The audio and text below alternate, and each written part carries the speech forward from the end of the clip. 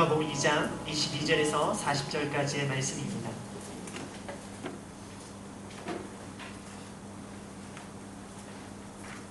누가복음 2장 22절에서 40절까지의 말씀을 저와 여러분이 함께 교독하기 원합니다.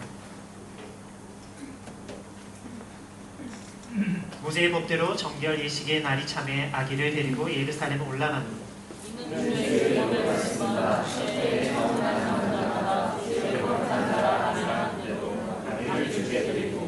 또 주의 율법에 말씀하신 대로 산비둘기 한 쌍이나 혹은 어린 집비둘기 둘로 제사하려 함이더라. 예루살렘에 시몬이라는 사람이 있으니 그 사람은 의롭고 떠나나요 이스라엘의 기도를 기다리는 자라 성령이 그 위에 계시더라. 그가 주의 그리스도를 보기 전에는 죽지 아니하리라 하는 성령의 지시를 받았더니 성령이 그로 성령을 돌아가매 자신 부모가 율법의 관례대로 하고자 하여 그 아기 예수를 데리고 오는지라. 시몬이 아기를 안고 하나님을 찬송하여 이르되 주제되어 이제는 말씀하신 대로 종을 평안히 도와주시는도다. 내 눈이 주의 구원을 보았사오니 이는 만민아 위에 예하신 것이요 이방을 비추는 빛이요 주의 백성 이스라엘의 영광이니이다 하니 그의 부모가 그에 대한 말들을 놀랍게 여기더라. 시몬이 그들에게 축복하고 그의 어머니 마리아에게 말하여 이르되 보라 이는 이스라엘 중 많은 사람을 패하거나 흥하게 하며 비방을 받는 표적이 되기 위하여 세움을 받았고 또 다윗의 마음을 주게 듯하니 이는 여러 사람의 마음의 생각을 들으려고 하더라. 또 아셀지파 바누엘의 딸 안나라 하는 선지자가 있어 나이가 매우 많았더라. 그가 결혼한 후 7해 동안 남편과 함께 살다가 아빠가 되고 84세가 되었다. 이 사람이 성전을 나가지 아니하고 주야로 금식하며 기도하고 섬기더니 마침 이때에 나아와서 하나님께 감사하고 예루살렘의 속량을 바라는 모든 사람에게 그에 대하여 말하니라. 주의 율법을 따라 모든 일을 하시고 갈릴리로 돌아가 온 국내에 가서 이르니라. 같이 읽겠습니다. 자기가 사랑하며 하나님이고 지혜가 충만하며 하나님의 은혜가 그의 위에 있더라. 아멘. 할렐루야. 오늘 이곳에 오신 여러분들 주님의 이름으로 축복합니다. 우리 함께 선포하기 원합니다. 나는 하나님의 사랑입니다. 나는 하나님의 사랑입니다. 나는 하나님의 복된 사랑입니다. 나는 하나님의 복된 사랑입니다. 우리 옆에 있는 분들을 선포하겠습니다. 당신은 승리자입니다. 당신은 승리자입니다. 지난주 우리는 아기 예수님 그리고 예수 그리스도의 이 땅에 오신 말씀이 육신이 되어 이 땅에 오신 예수님의 탄생에 대해서 말씀을 들었습니다. 그 예수님께서 이 땅에 오심을 통하여 우리 가운데 일어나는 사건은 바로 기쁨과 두려움과 평화라는 말씀을 들었습니다. 예수님께서 이 땅에 오심을 통하여 우리가 알지 못했던, 우리가 깨닫지 못했던, 우리가 숨기던 그 죄악도 드러나는 것, 그것이 우리 가운데 두려움이었지만 예수님의 오심은 그 두려움으로 끝나는 것이 아니라 그 두려움에서, 죄악에서 우리를 구원케 하시는 구원의 기쁨이 일어난다라고 말씀을 드렸습니다. 그리고 구원의 기쁨으로 끝나는 것이 아니라 그 구원의 기쁨을 누리는 자에게 하나님의 평강, 하나님의 질서가 임하는데 그 하나님의 평강, 하나님의 질서는 모든 사람에게 이루어지는 것이 아니라 하나님이 기뻐하시는 사람들 가운데 임한다라고 말씀을 드렸습니다. 하나님께서 기뻐하시는 사람은 하나님의 말씀을 기대하는 사람이고 하나님의 말씀을 가지고 기도하는 사람이며 그 말씀을 주신 은혜를 가지고 나누고 전하는 사람들이라는 말씀을 드렸습니다. 그럴 때 그의 마음간에 평화가 임하면 하늘의 예배가 우리의 이 땅에 이루어지는 예배가 되어지고 하늘의 통치가 이 땅에 이루어지는 통치가 되어지고 그 천사들의 찬양이 바로 우리들의 찬양이 되어진다라고 말씀을 드렸습니다. 오늘 이곳에 오신 여러분들의 모습 가운데 말씀으로 오신 예수를 통하여 우리가 두려움으로 끝나는 것이 아니라 구원의 기쁨이 일어나기를 주님의 이름으로 축복합니다. 뿐만 아니라 구원의 기쁨으로 끝나는 것이 아니라 하나님이 기뻐하시는 우리의 모습이 일어나기에 하나님의 평화, 하나님의 질서가 일어나기에 오늘의 예배가 하나님 보시기 원하는 예배, 하나님께서 기뻐하시는 예배, 천상의 예배가 오늘 이 시간 우리의 예배 가운데 이루어지기를 주님의 이름으로 축복합니다. 오늘의 본문의 시작은 정결 예식으로부터 시작되었습니다. 레위기 12장을 보면은 아기를 낳은 여인은 그리고 특별히 남자를 낳은 여인은 7일 동안 부정하게 되었습니다. 그리고 7일이 지나고 나서 정해지는 것이 아니라 33일이 또 지나야지만 정해질 수가 있습니다. 그래서 남자를 낳은 그 여인은 40일이 지나야지만 그 정결 예식을 통해서 정해질 수 있는데 그 정결 예식은 바로 속죄제와 번제를 하나님께 드림을 통해서 정해질 수가 있습니다. 또한 출애굽기 13장 2절과 느헤미야 10장 36절에는 하나님께서 사람이든 아니면 가축이든 초태생은 하나님께서 거룩하게 구별하여 드리라고 되어 있습니다. 그래서 오늘의 본문의 말씀의 시작은 바로 아이를 낳은 예수 그리스도를 낳은 마리아의 정결 예식과 또한 초태생이신 예수님을 하나님께 드리는 헌신의 제사로부터 시작되었습니다. 그들이 정결 예식을 지키기 위하여 헌신의 제사를 드리기 위하여 예루살렘 성전에 갔을 때 그곳에서 만나게 되어지는 그 시몬과 안나를 만나게 되었습니다. 성경은 이 시몬이 의인이고 경건한 자라고 되어 있습니다. 그리고 그의 모습 가운데는 성령의 지시를 받고 성령의 감동을 통해서 예루살렘 성전에 들어가서 그 예수님을 만나게 되었습니다. 뿐만 아니라 그와 동시에 안나는요, 나이가 많은 선지자고 그는 나이가 많았음에도 불구하고 여전히 성전에서 금식과 기도로 하나님을 섬겼다라고 되어 있어요.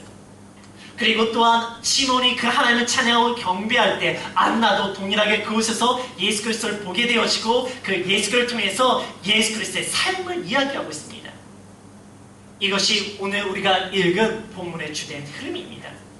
오늘 이곳에서는요, 정결 예식과 헌신의 제사를 드리기 위해서 예루살렘에 갔던 아기 예수를 봄을 통하여 그 안나와 시몬을 통하여 예수님께서 이 땅에 오신 모습, 예수님께서 이 땅에 오신 그 이유와 목적을 우리로 하여금 듣게 합니다. 오늘 이 시간 그 안나와 시몬의 그 찬양과 그 예언을 통하여 예수 그리스도의 모습을 우리가 듣기 원합니다. 먼저 우리 25절의 말씀을 우리 다시 한번 읽도록 하겠습니다. 25절입니다. 시작.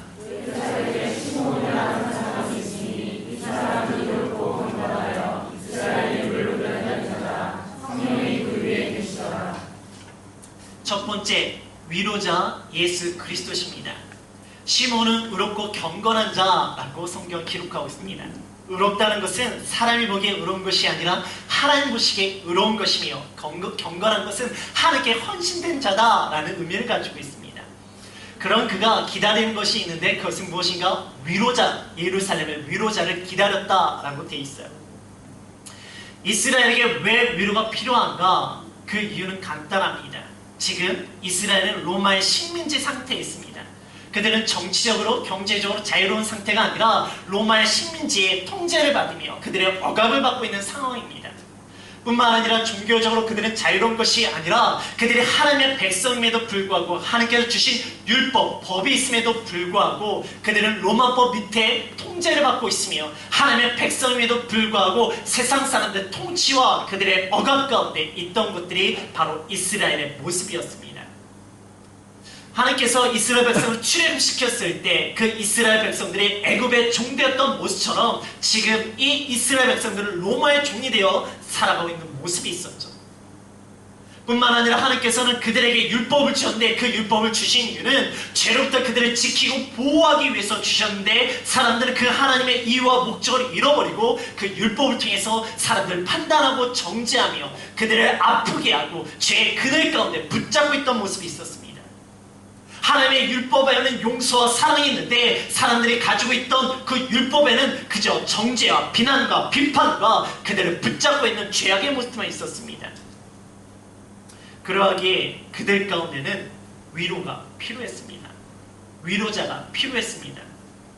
출애굽기 3장 7절에서 8절의 말씀을 보면은 하나님께서 이스라엘 백성들의 고통을 보았고 그들의 부르짖음을 들었고 그들의 아픔을 알았기 때문에 내가 내려가서 그들을 애굽에서 건져주고 광야 가운데 인도하며 적과 꿀리는 가나안 땅에 들어가게 하시겠다라고 말씀하고 계십니다.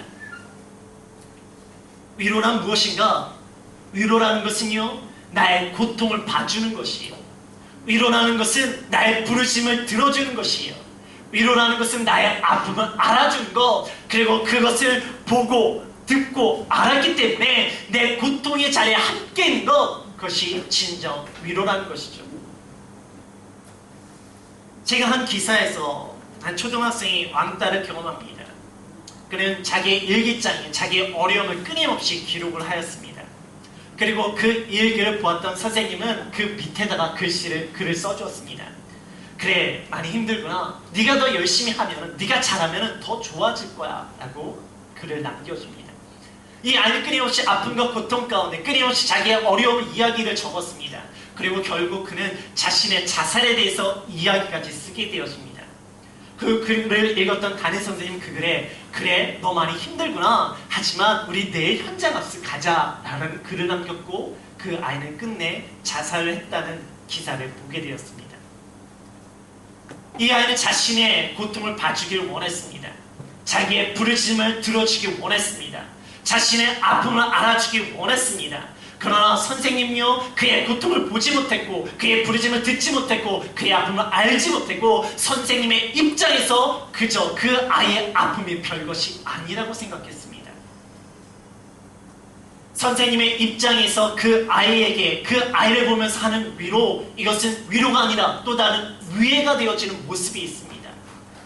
자신의 입장에서 상대방의 고난과 고통을 바라보며 하는 위로는 위로가 되어지는 것이 아니라 또 다른 위해가 되어지는 모습이 우리 가운데 있습니다.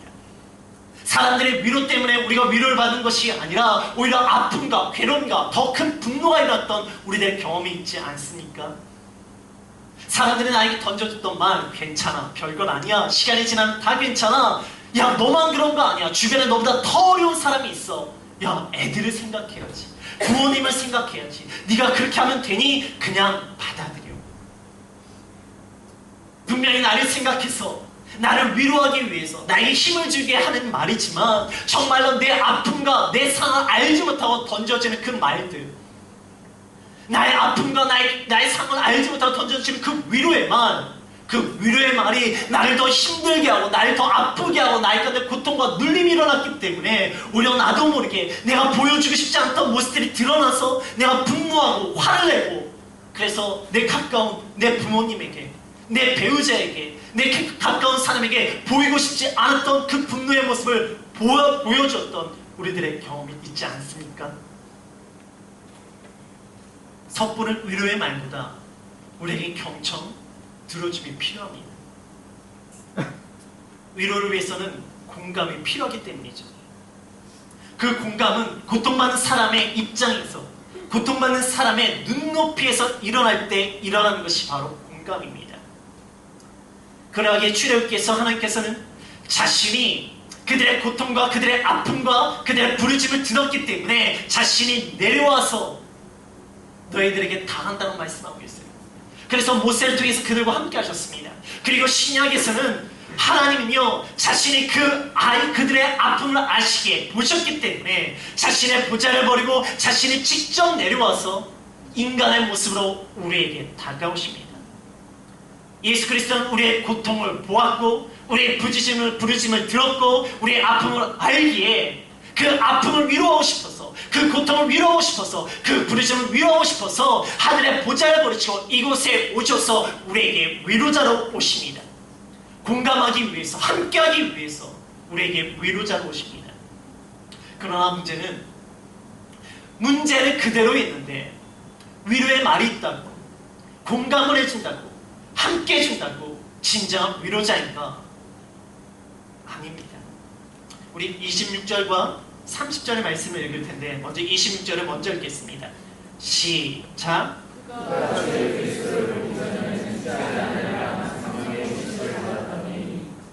그리고 30절 시작.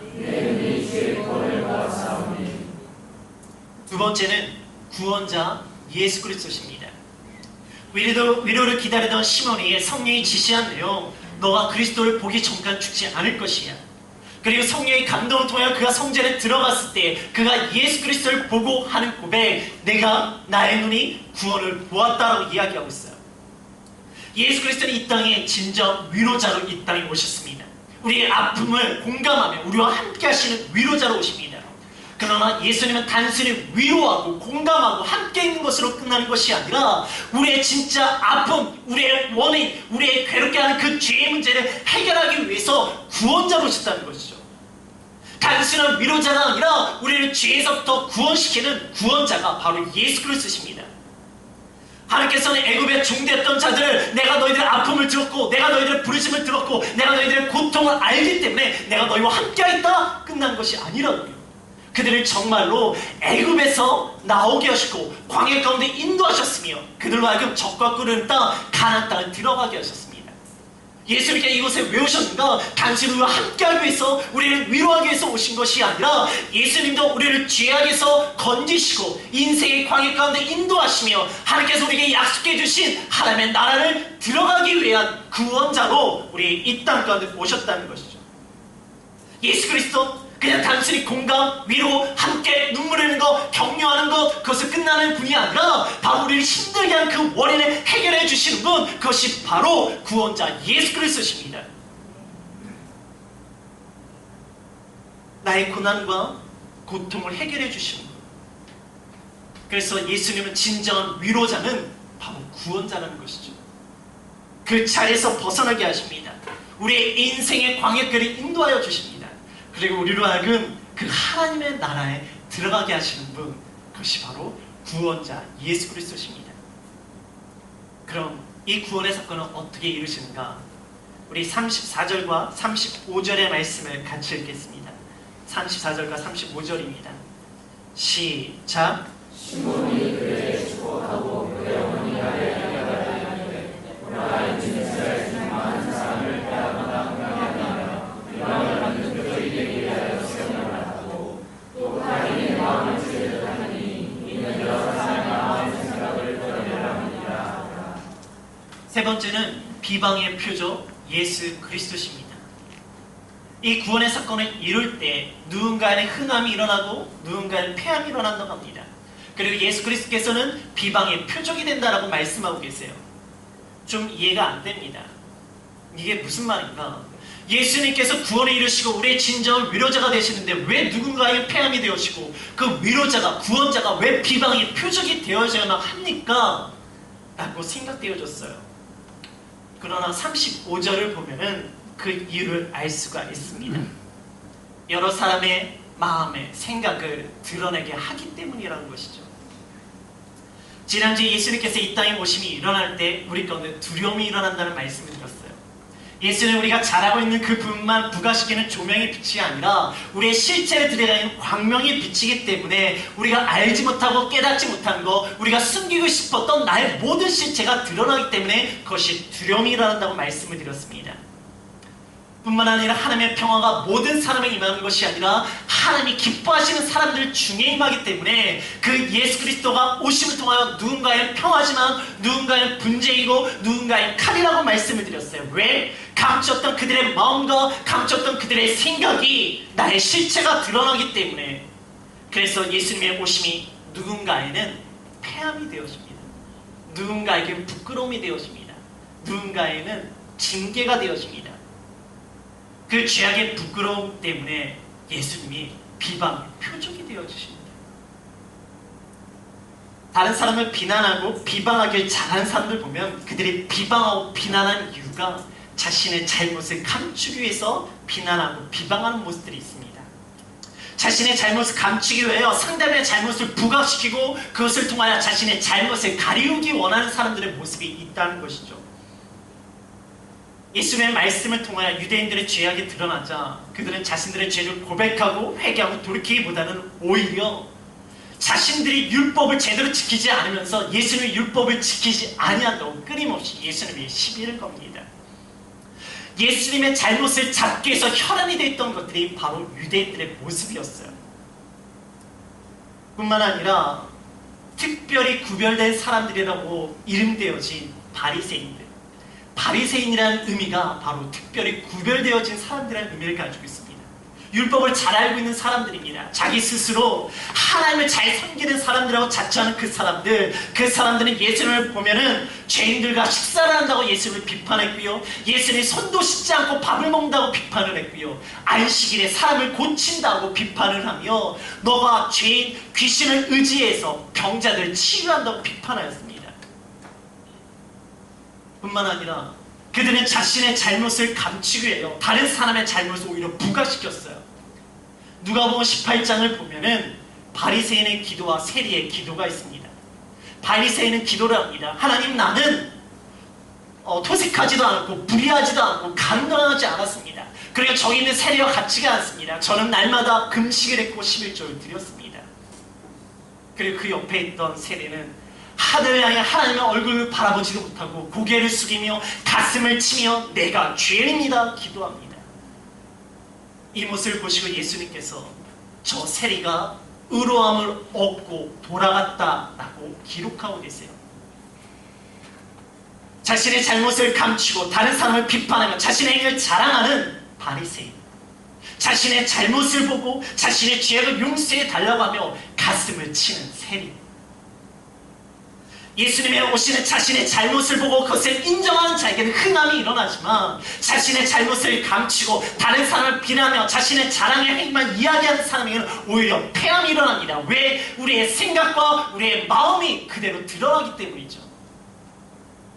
그리고 그런 자들은 오히려 자신의 잘못을 감추기 위하여 끊임없이 예수 그리스도를, 그리스도의 사랑을 비방합니다. 그래서 예수님께서 비난의 표적, 비방의 표적이 되어집니다. 오늘의 본문에서는 칼이 마리아의 마음을 찌른다 라고 되어 있어요. 이 말씀은 사람들의 비방을 통해 끝내 예수님께서 십자가에 돌아갈 것을 의미하고 있어요. 예수님의 손과 발에 못이 박혀지며 예수님의 몸에 창자국이 찔려질 때 그것을 바라봐야 될 마리아, 어머니 마리아의 마음이 얼마나 그의 가슴이 찢어지는 아픔에 있는 것을 의미하고 있어요. 이사야 53장 5절에서 6절, 그의 찔림은 우리의 허물이 임함이요 그의 상함은 우리의 죄악을 임함이라. 우리는 다 양 같아서 각기 제 길로 갔거늘 여호와 하나님께서 우리의 모든 죄악을 그에게 감당시키셨도다. 구원자 예수 그리스도 이 땅에 오셔서 그냥 쉽게 우리를 구원하신 것이 아니라고요. 예수 그리스도의 능력, 하나님의 능력으로 우리를 구원하신 것이 아니라고요. 그는 비방을 받으며 자기가 찔림을 당하며 그가 아픔과 고난 가운데 십자가의 죽으심으로 그는 구원을 이뤄내십니다. 그렇기 때문에 우리는 그분을 그냥 구원자가 아니에요. 단순한 구원자가 아니라고요. 자신을 가만히 있고 자신이 가진 능력과 힘으로 구원시키는 분이 아니라고요. 그래서 우리는 그분은 또 다르게 표현을 합니다. 우리 38절을 볼게요. 38절입니다. 시작.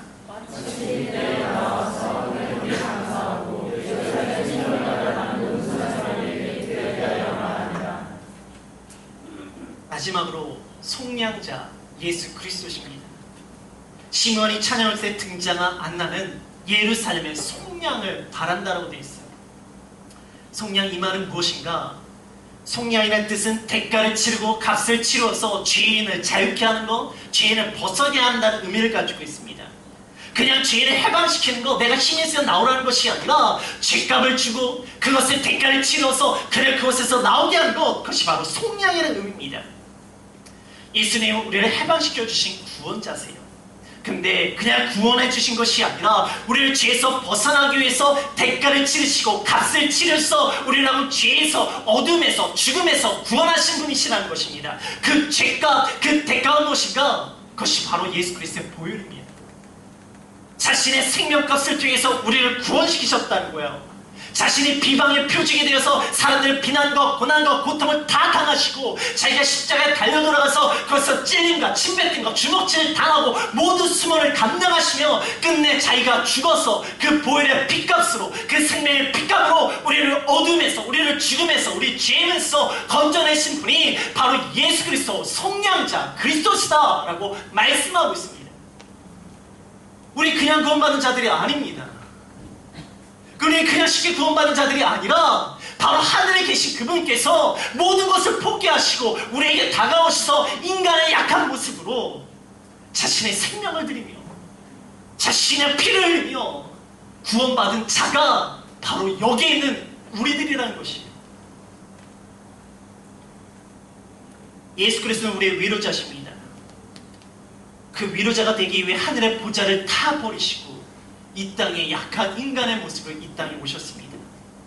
그러나 그분은 단순히 공감하고 함께하기 위한 위로자로 끝나는 것이 아니라 우리의 정말 인생의 근본적인 문제, 우리의 죄악의 문제, 우리 세상 가운데 우리를 누르고 있는 그 문제를 해결하기 위해서 오신 구원자 예수 그리스도십니다. 그 구원자는 우리를 구원하기 위해서 자신의 비방의 표적이 되어주십니다. 비방의 표적이 되어져서 수많은 비난과 비판을 받으시고 놀림을 당하시고 조롱을 당하시고 침뱉음과 주먹질을 당하시고 그리고 십자가에 달려 돌아가셔서 그것에서 못 박힘과 장의 찔림을 통해서 자신의 생명의 값으로 우리를 구원하게 하시는 속량의 구원자이십니다. 제가 방황하고 있을 때 부모님은 저를 도와주기 위해서 수많은 성경의 이야기를 하시고 많은 이야기를 해주셨습니다. 위로를 해주려고 하셨죠. 그런데 그 이야기를 들을 때마다 내 마음에 불편함이 일어나는 거예요. 더 화가 나는 거예요. 그래서 나도 모르게 부모님께 소리를 지르며 화를 냈던 저의 모습들이 있었습니다. 그리고 방에 들어 혼자 눈물을 흘리며 그런 내 모습이 너무 싫어서 저를 학대했던 저의 모습이 있었어요. 그러지 말아야지, 그러지 말아야지, 그러지 말아야지 라고 되새기지만, 돌이키려고 하였지만 여전히 또 다른 그런 이야기가 들을 때마다 또다시 화를 내고 분노했던 저의 모습이 있었습니다. 근데 어느 날 새벽에 방에 나왔을 때 저희 부모님이 저로 인해서 가슴을 치며 눈물을 흘리시며 기도하시던 모습을 보았습니다. 그리고 나서 제 마음 가운데 다시는 그러지 말아야겠다라는 돌이킴이 제 마음 가운데 들었던 적이 있었습니다. 그러나 속량의 구원자 예수님은 그것과 비교가 안 됩니다. 그저 가슴을 치며 새벽을 깨어서 기도하는 것으로 끝나는 것이 아니라 나를 향하신 하나님의 사랑, 나를 향하신 하나님의 고통, 나를 향하신 하나님의 그 아픔, 나를 향하신 하나님의 기도, 나를 향하신 하나님의 사랑, 그것은 이 세상의 어떤 것도 비교할 수 없습니다.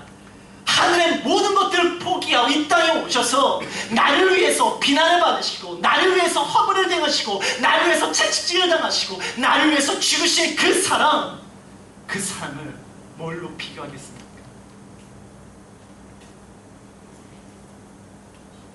가리스 나떼드라는 영화가 있습니다. 미국의 한 대학에서 있었던 실화를 바탕으로 만든 영화입니다.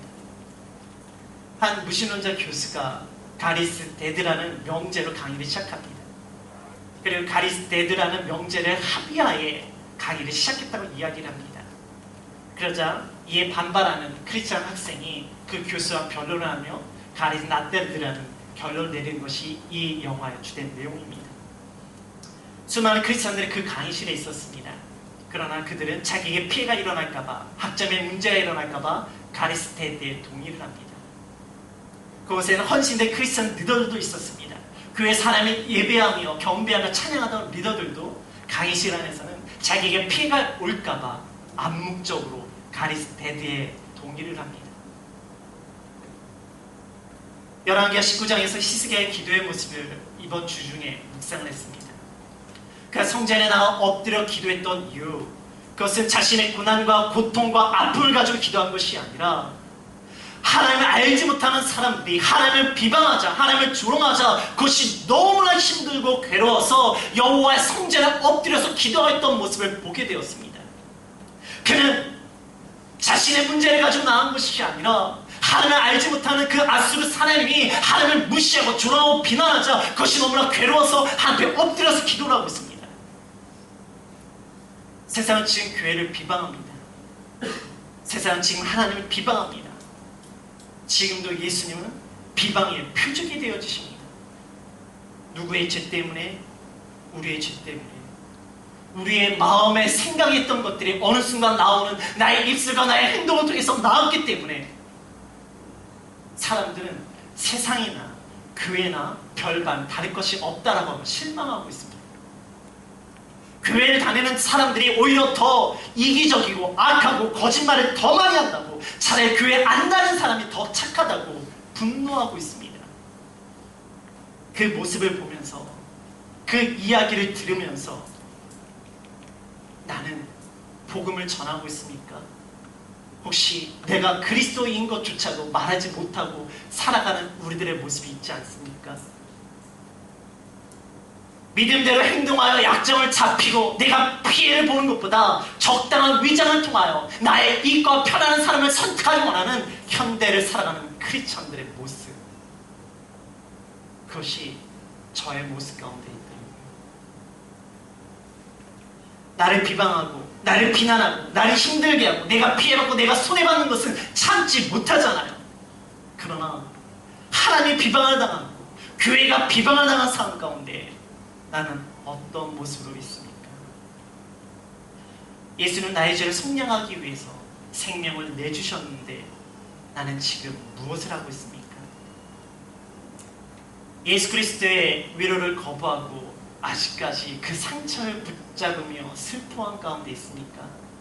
자기 영민에 빠져 괴로운 삶을 살아가고 있습니까? 아니면 나의 모든 죄를 예수 그리스도의 피값으로 씻어주시고 나를 구원하셨음에도 불구하고 그 속량의 구원자 예수 그리스도를 믿지 못하기에 아직도 과거의 죄악의 새살에 내 발목을 붙잡히며 그 죄악의 문제로, 죄의 문제로 내가 눌린 가운데 살아가고 있습니까?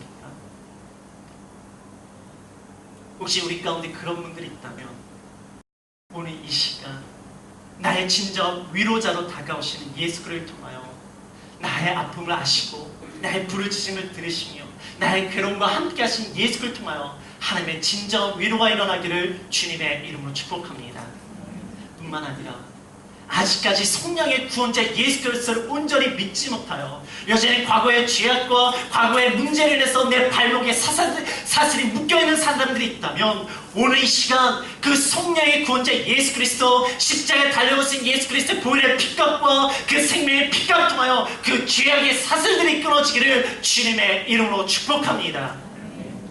그리고 위로자 예수 그리스도, 구원자 예수 그리스도, 성령의 구원자 예수 그리스도를 내가 믿고 있다면 순간적인 감정으로 세상과 싸우는 모습이 아니라 깊은 영성으로 기도하는 모습이 일어나야 합니다. 하나님을 알지 못하는 세상이 하나님을 비방하며 조롱하는 모습을 보며 성전에서 기도했던 히스기야의 영성이 우리에게 지금 필요합니다. God is dead? 아닙니다. God is not dead? 이것도 아닙니다. God is alive. 하나님은 살아계신 분이십니다. 하나님은 살아계셔서 지금도 역사하시고 우리를 위로하시며 우리를 구원하시며 우리를 속량하시며 우리와 함께 하시는 분이 우리가 믿고 있는 살아계신 하나님이십니다. 지금 이 시간 우리는요 이 세상 가운데 우리가 하나 되어서 그 하나님을 인정하고 그 하나님을 고백하며 그 하나님을 예배하며 그 하나님을 증거해야 됩니다. 그런데 지금 교회들이 무엇을 하고 있습니까?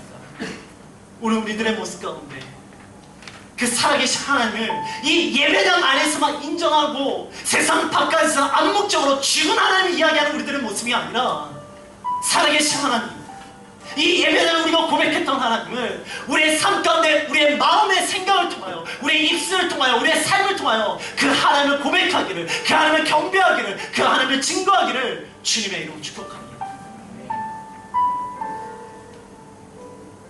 예수님 우리의 진정 위로자로 오셨잖아요.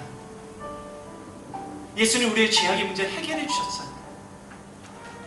그냥 쉽게 해결한 것이 아니라 자신의 모든 것을 포기하시고 이 땅에 오셔서 자신의 고통과 괴로움과 그 비난과 조롱을 다 받으면서 그 피값으로 그 생명의 값으로 우리를 구원하게 하셨잖아요. 그럼 우리가 그 사랑을 알며 그 능력을 안다면 우리들의 모습 가운데 속량받은 자의 삶이 일어나기 원합니다. 지금 이 시간 우리 살아계신 하나님을 찬양하기 원합니다. 함께 찬양하도록 하겠습니다.